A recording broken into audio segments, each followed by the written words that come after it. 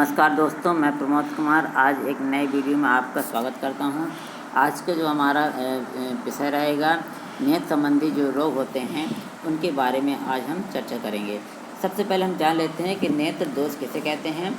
एक सामान्य व्यक्ति में स्पष्ट न्यूनतम दूरी 25 सेंटीमीटर की होती है और वह 25 सेंटीमीटर से लेकर अनंत पर स्थित वस्तु को अपनी रेटिना पर फोकस कर सकता है, लेकिन उम्र के बढ़ने या अन्य कारणों से आँखों की ये क्षमता कम हो जाती है या समाप्त हो जाती है। इस कारण आँखों के लेंस में उत्पन्न गड़बड़ी जो होती है इससे नेत्र दोष उत्पन्न हो जाता है, जिसे नेत्र दृष्टि दोष कहते हैं। सबसे पहले हम नेत्र के बाहरी संरचना के बारे में जान लेते हैं। जो पहला होता है भाग है आइरस, जो पीपल जो काला काला भाग बिंदु होता है वो पीपल्स के जस्ट ऊपर होता है, आइरस होता है। ये कभी ये नीले कलर का होता है, किसी किसी में भूरे कलर का होता है। इसके बाद वाला भाग बाहरी भाग होता है, स्क्लेरा कहते हैं। ये सफ़ेद कलर का भाग होता है, ये स्क्लेरा कहते हैं। इसमें इसी स्क्लेरा में ही जो पानी जैसा द्रव होता है वो भरा होता है। इसमें ये आँखों को घुमाने की मुख्य भूमिका निभाता है। अगला जो इसके अंतरी भाग होते हैं वो भी बहुत सारे भाग होते हैं, जैसे रेटिना, मैकुलास और ऑप्टिक नर्व्स। फिर इसके बाद कंजक्टिवास, कॉर्नियास, लेंस, वाइट्रस आदि भाग होते हैं जो आंतरिक भाग भी पाए जाते हैं आँखों के। इसके बाद पहला हम पढ़ते हैं नेत्र में पहला रोग कौन सा है। तो नेत्र का पहला रोग रतौंधी है, जिसे हम नाइट ब्लाइंडनेस कहते हैं।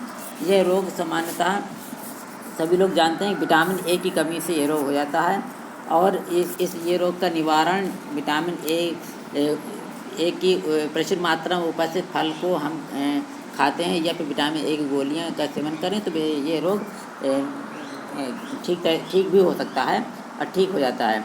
इसके बाद दूसरा जो रोग है अच्छी दोलन रोग, जिसे नाइस्टिग्मस रोग कहते हैं।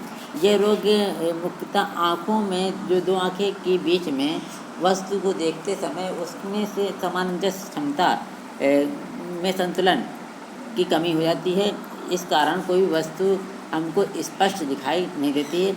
यह अधिकतर पास की वस्तु को देखने में दोनों आँखों के बीच की सामंजस्य क्षमता को प्रभावित करती है।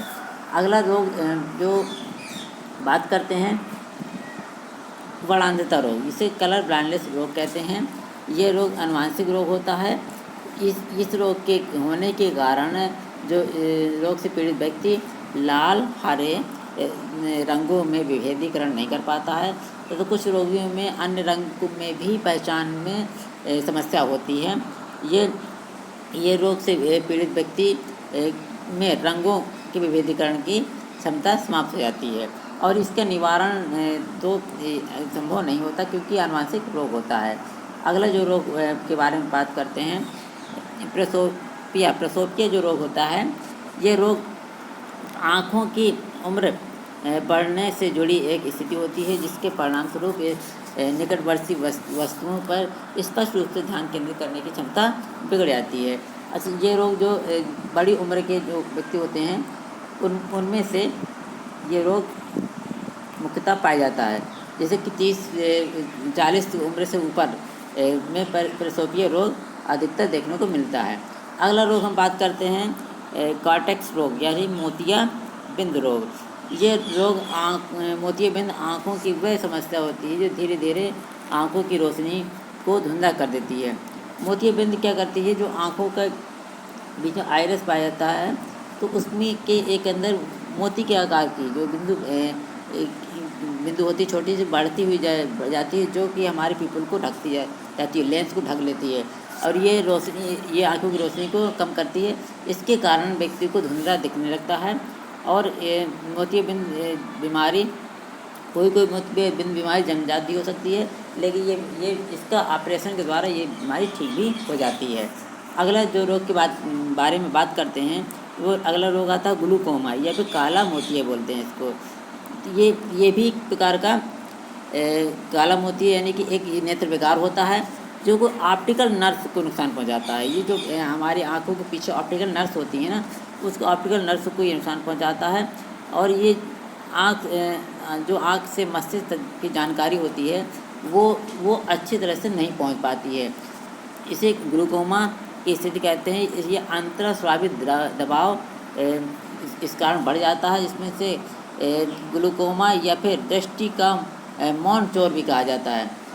यानी कि जब ग्लूकोमा या काला मोतियों को अक्सर हम दृष्टि का मौन चोर कहते हैं। और ये जो रोग होता है, इस रोग के कारण आमतौर पर कोई दर्द नहीं होता है और ध्यान देने योग्य दृष्टि हानि होने तक कोई लक्षण उत्पन्न भी नहीं होता है।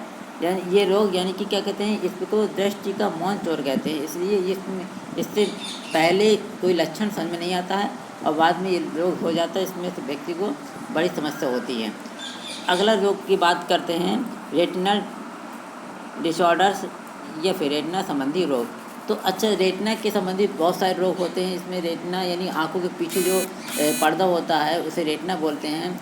जो हमारी जो दृष्टि होती है, जो वस्तु को हम देखते हैं, उस वस्तु का प्रतिबिंब रेटिना पर उल्टा पड़ता है। और ये उसमें रेटिना में जो बहुत सारी कोशिकाएं होती हैं, जो कोशिकाएं के द्वारा इस छवि को इकट्ठा कर लिया जाता है और हमारे मस्तिष्क में इसकी सूचना पहुंचाई जाती है।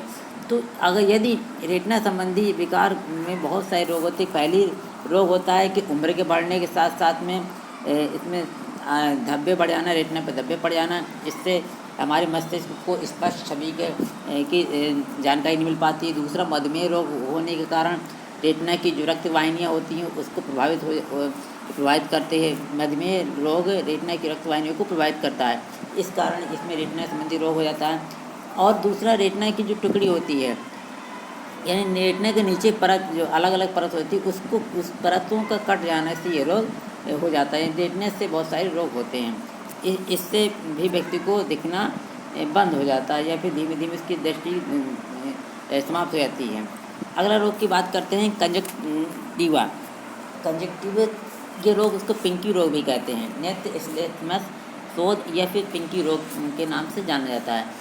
इस स्थिति में व्यक्ति अपनी पलकों के पीछे को खींचता है और अपने जो श्वेत पटल को ढकता है।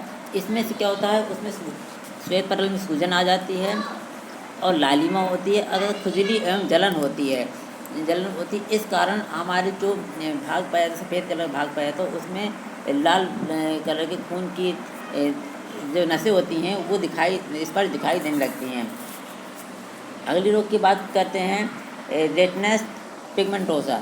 ये रेटिनस पिगमेंटोसा ये प्रकार का आँखों का एक आनुवंशिक विकार होता है, जो कोशिकाओं की मृत्यु के कारण समय के साथ धीरे धीरे रेटिना का क्षय कर देता है और इसकी वजह से समदृष्टि दोष भी उत्पन्न हो सकता है। नेक्स्ट रोग के बारे में बात करते हैं, तो अस्टिग्मेटिज्म या फिर अल्पबिंदुता रोग। इस रोग में क्या होता है कि ये रोग किसी व्यक्ति को कार्निया में आकार और अनियमितताओं के कारण होता है। इस स्थिति में आँखों की रेटिना पर रोशनी की समान रूप से केंद्रित करने में क्षमता में विफलता होती है। इसी के कारण मनुष्य में जो मायोपिया है, हाइपरमोपिया रोग भी उत्पन्न हो जाता है। इसके अगला रोग की बात करते हैं, मायोपिया। इसे रोग को निकट दृष्टि दोष कहते हैं।